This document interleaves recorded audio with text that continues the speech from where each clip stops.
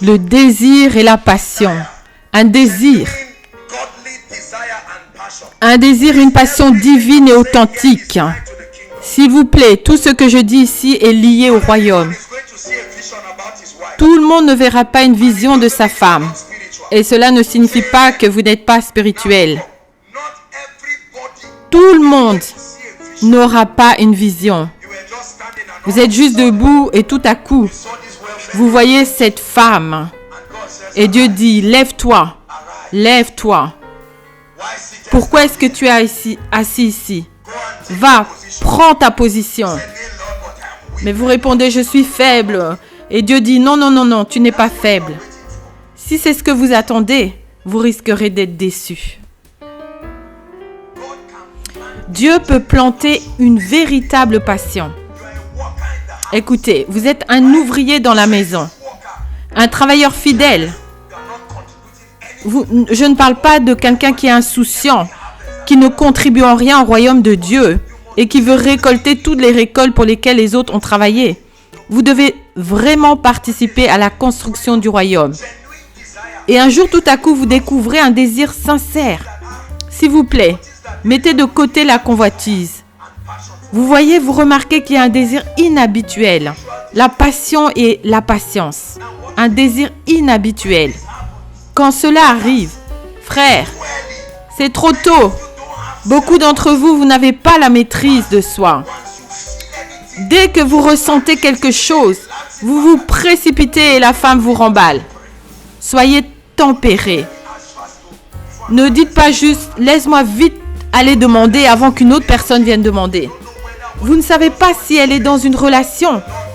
Vous allez juste vous déshonorer. Le Seigneur m'a dit que tu es celle avec qui je dois me marier. Elle répond, désolée, mais je me marie la semaine prochaine. Tu te sens maintenant stupide, tu te sens irresponsable. Une parole prononcée au temps opportun, dites le temps opportun. Il y a un temps opportun, mon frère. Dieu peut utiliser un désir simple, divin. J'ai vu cette femme et je me connecte avec elle dans l'esprit. Et au fil du temps, alors que vous construisez une amitié, beaucoup de frères ne comprennent même pas le concept de l'amitié. Ils vont juste dire à une étrangère, tu es ma femme, je vais t'épouser, va prier à ce sujet et demain je t'écouterai. Quelle sorte d'absurdité est-ce? C'est très rude. Peut-être que cela a fonctionné pour d'autres, mais je vous dis que c'est très rude. Vous n'allez pas vers une femme pour dire tu es ma femme, prie. C'est stupide. Et surtout, si vous êtes un homme de Dieu ou une personne importante, n'utilisez pas votre position pour intimider les femmes. Est-ce que quelqu'un apprend quelque chose ce soir? Le désir et la passion. Beaucoup d'entre nous, nous retrouvons avec un désir divin authentique pour quelqu'un. Et certains d'entre nous, nous sommes très embarrassés. Tout à coup, tu es embarrassé parce que c'est quelqu'un avec qui tu as l'habitude de prier. Et maintenant, tu vas prier. Tu commences à prier. Et tu regardes. Et tu essayes. Vous voyez, il y a des frères qui viennent ici à 3 heures et qui attendent assis à l'extérieur. Tout le monde dit passion parce que la personne qu'ils attendent n'est pas encore venue. Laisse-moi payer ce prix. Si c'est une croix que je dois porter, je vais la porter. Cette passion, elle est très bonne. Car le jour où la femme va se casser la main, ou le jour où elle devra se faire opérer, cette passion soutiendra votre amour. Il y a beaucoup de femmes, le jour où quelque chose arrive au gars, elles se détournent comme si ce n'était pas celui qu'elles aiment. Elles ne sont pas fières de lui. Quelque chose comme courir dans un terrain de football et il est le dernier et la femme se détourne. Frère, c'est trop tôt. Quelle est votre conception du mariage? Le frère a la malaria et il vomit et tout le monde regarde. Et toi, tu commences à avoir la nausée. Tu te sens si mal à l'aise. Tu n'es pas prête pour le mariage. C'est aussi simple que cela. Est-ce que quelqu'un m'écoute?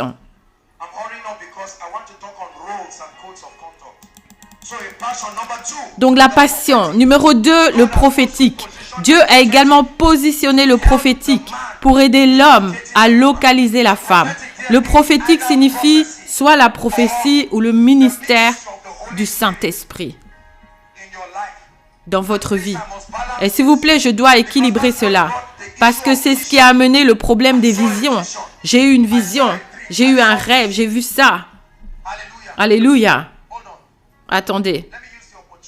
Permettez-moi d'utiliser l'opportunité pour apporter de l'équilibre. Dieu ne t'a pas ordonné en tant qu'entremetteur spirituel. Se déplacer, regarder les gens et dire « Aaron, la dame derrière qui tu es assis, si vous avez une vision sur vous-même ou quelqu'un d'autre, vous devez gérer cela avec une grande maturité parce que le mariage est un grand mystère. Est-ce que vous comprenez mon point? Vous pouvez aller vers une femme innocente et lui dire « Est-ce que tu sais que j'ai vu ma manne te regarder ?» Et tout à coup, ça devient un désir artificiel. Surtout si cela tombe à un moment où dans sa vie, elle est vulnérable. Mesdames, vous savez de quoi je parle. Et tout à coup, cette femme commence maintenant à s'attacher. Et peut-être que ma manne est occupée avec une autre femme. Est-ce que quelqu'un comprend cela? Donc, faites attention quand vous devez donner une prophétie. Ne vous tenez pas avec autorité et dire « Oh, j'ai vu ». Et la femme attend. Puis elle voit la carte d'invitation du gars. Aaron n'est posé. Et la dame se demande maintenant « Oh mon Dieu, que se passe-t-il? C'est mon mari ici qui me quitte. » Et les gens commencent à s'engager dans toutes sortes d'activités spirituelles pour récupérer. Le royaume ne nous laisse pas dans la confusion. D'autre part, ne négligez pas la place du prophétique. Il y a tellement de gens que j'ai vus dans mes rêves, dans des visions, bien avant. Quand je les ai vus, ils ne le savaient même pas. Même moi, quand j'ai vu, j'ai été surpris. Et par la main de Dieu, Dieu est intervenu et les a connectés. Vous savez pourquoi je dis ça? Quand il s'agit du mariage, même la prophétie peut changer. Alors quand tu lis des gens, tu regardes et tu dis Kacham, debout. C'est un gars de grande taille. Un jour, tu le verras assis 2 sièges près de toi. Écris-le. Son nom est Adrian. Si tu le rates, tu as raté ton mari. 5 ans plus tard, Kacham tourne toujours en rond, espérant Adrien. Où es-tu? Adrien est en train d'organiser son mariage. Comprenez-vous mon point? Maintenant, Aaron vient et elle dit non, c'est Adrien. On m'a dit Adrien. Un gars clair. Adrien. Maintenant, n'importe quel gars de teint sombre qui vient, elle dit je ne veux pas. Le gars est clair. Kacham restera assise pour toujours. Pas de mari. Parce que quelqu'un a injecté une mauvaise prophétie en elle. Comprenez-vous ce que je dis? Nous sommes nombreux à être assis en ce moment à cause de mauvaises prophéties. Des fausses prophéties. S'il vous plaît, soyez prudents. Il faut discerner attentivement. Écoutez, c'est Dieu lui-même qui a nommé Saul pour être roi. Est-ce que c'est vrai? C'est le même Dieu qui maintenant rejette Saul comme roi. Est-ce que c'est vrai ou faux? C'est Dieu qui a nommé Moïse pour emmener le peuple de Dieu dans le pays où coule le lait et le miel.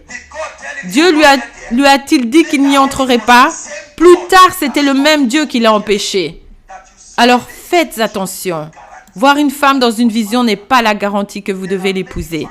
Il y a plusieurs facteurs qui doivent se conjuguer. L'alignement. Vous comprenez?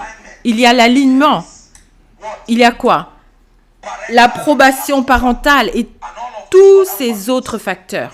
Pour d'autres, peut-être des différences tribales ou peu importe ce que c'est. Il y a plusieurs facteurs à prendre en compte. Ça ne va pas marcher automatiquement. Recevez cette révélation. Si vous ne la recevez pas, vous allez vous retrouver dans l'erreur. Cependant, sous une atmosphère guidée de la parole et de la maturité spirituelle, la prophétie peut être très puissante. Alléluia. La prophétie peut être puissante pour vous aider à comprendre qui est votre conjoint. Numéro 3, la connexion divine. Juste comme ça. Pas de vision, rien. Juste une connexion divine. Par exemple, Tao et Femi. Le directeur musical leur donne juste une chanson à composer ensemble. Il est en train de faire son travail de directeur musical, mais l'Esprit de Dieu, et pendant la... Je donne un exemple. Et pendant la répétition, ils se retrouvent à discuter de la vie et découvrent qu'il y a une connexion dans la façon de penser. Tout à coup, Femi surnaturellement commence à avoir du crédit. La faveur, c'est Dieu coopérant pour que l'événement se produise. À chaque fois que vous priez pour cette relation, Tao maintenant veut aller manger à 2 heures, mais elle est retardée pour aller à 4. Et la seule chaise libre est la chaise à côté de Femi. Tout le monde dit connexion divine. Cela arrive absolument. Ça arrive. On vous a invité à Koinonia depuis combien d'années? Tout à coup en 2014. Dieu vous y amène. Et quand on vous dit tournez-vous et saluez-vous les uns les autres. Et soudain, la destinée. Ça arrive. Dis que cela arrive. Your wife is an usher now. Say amen. Very happy, sitting down, smiling, and see the wife blushing. Are you getting the point now? Est-ce que vous comprenez maintenant? Laissez-moi vous dire quelque chose. Dans la maison de Dieu, ta femme est là. Dans la maison de Dieu, sœur, ton mari est là. La Bible dit que celui qui vit par l'autel mangera de l'autel.